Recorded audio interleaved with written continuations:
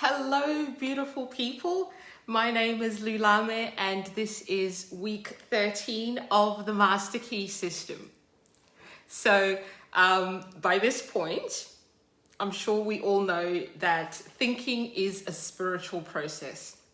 We know that vision and imagination predict the coming events, not psychics. As Hanel says, the day of the dreamer has come. Okay.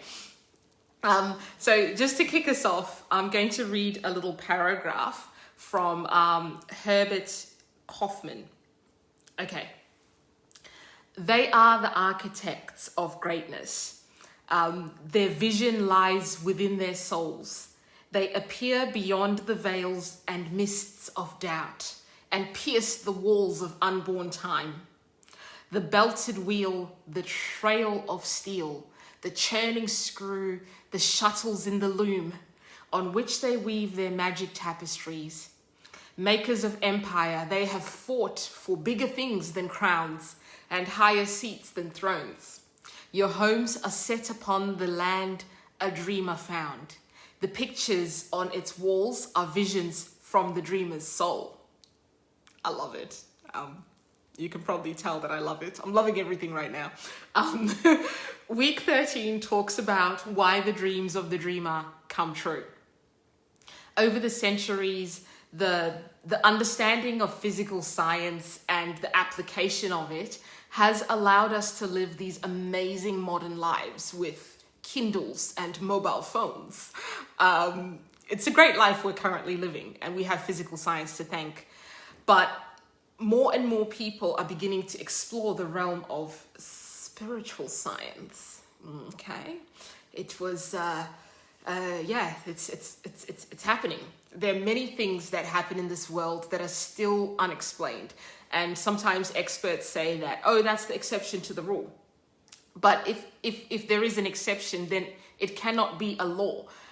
It means that we don't fully understand the law that's at play. It's very interesting to me when I look at the so-called exceptional people in the world that we put so much higher above ourselves.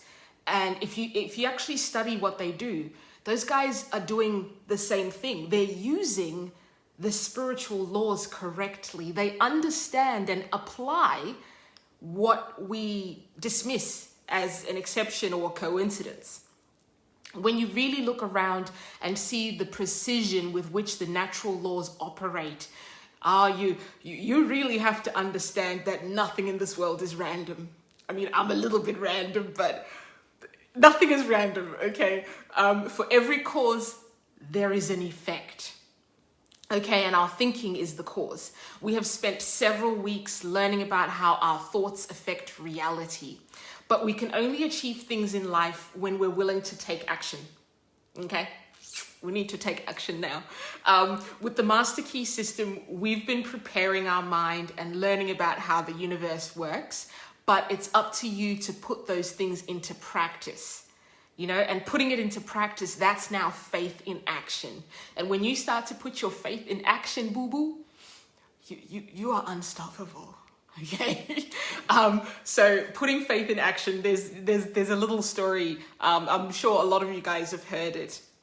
It's this man, he lives in a little town. We'll call him Stan. I think his name's Stan. So Stan's living his best faithful life. He's so faithful, and he's a man of God, and he believes all of God's promises. And it starts raining in Stan's town, and it's raining. And boy, oh boy, the rain does not stop, okay? And actually it starts flooding. And people come over to Stan's house and they're like, hey, Stan, we need to evacuate, okay? We need to bounce. This is not, we need to get out of here. The flood's happening. And Stan's like, oh, it's okay. I serve a living God. I am going to stay here. God will rescue me. And his neighbors are like, okay, cool story, bro. We're out. And they leave. And Stan's in his house and it's flooding and the water's rising. Stan's like, oh man, I might need to go outside, and stand on some things to gain some height. And Stan's now like on the second level of his house. Actually, he hasn't gone outside. He's on the second level of this house.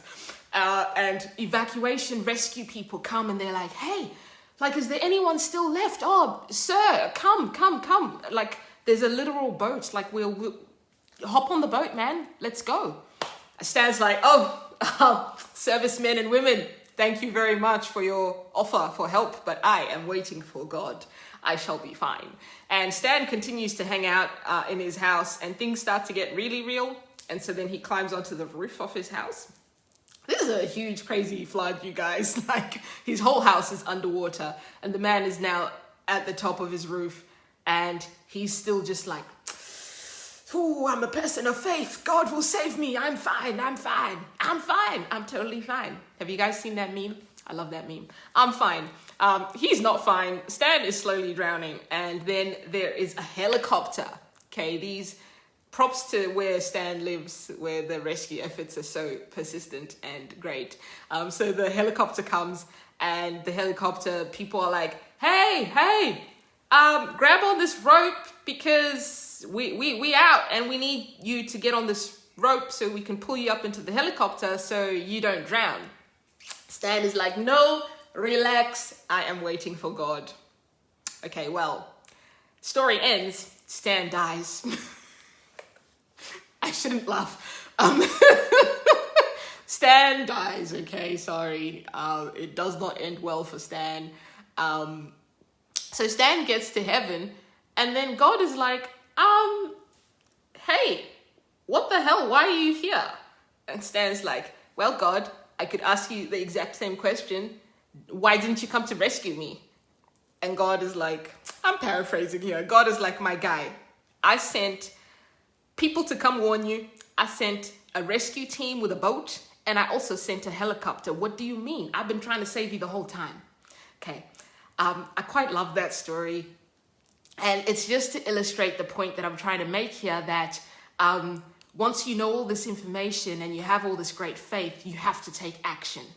I'm not saying that you can just lay in your house and just, meditate on all the good things. Well, I'm saying do that, yes, and relax whilst you're doing it.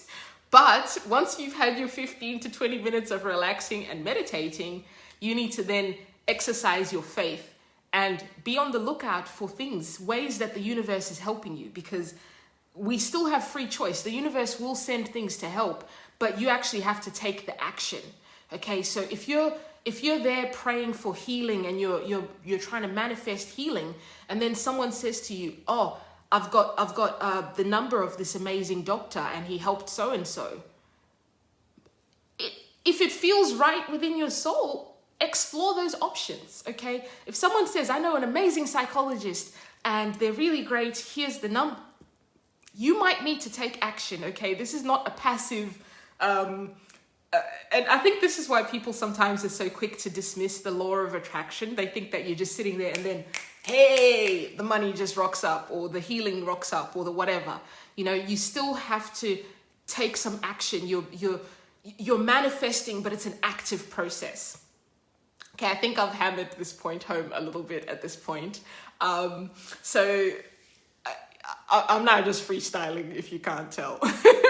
The script is over. We're now just chatting.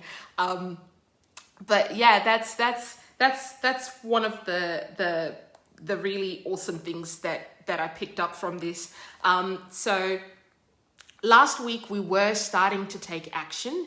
I don't know how many of you guys attempted to do the stretch exercise where you visualize a 10-cent coin and that you're picking it up.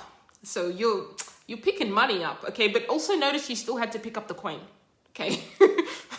You still had to take action.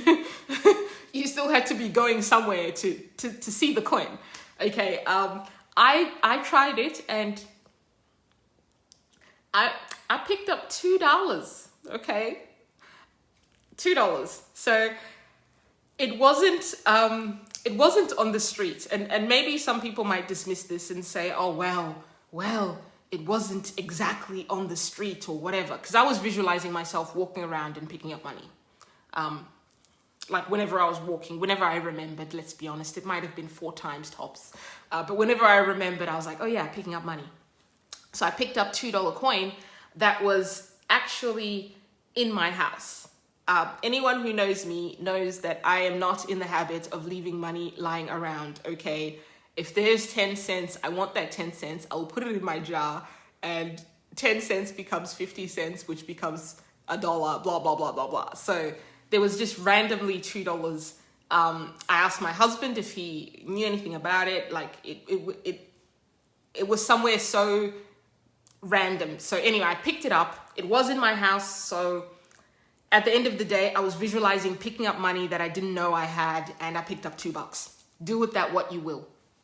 Okay, so I don't know how you guys went with your exercise, and just remember this, guys.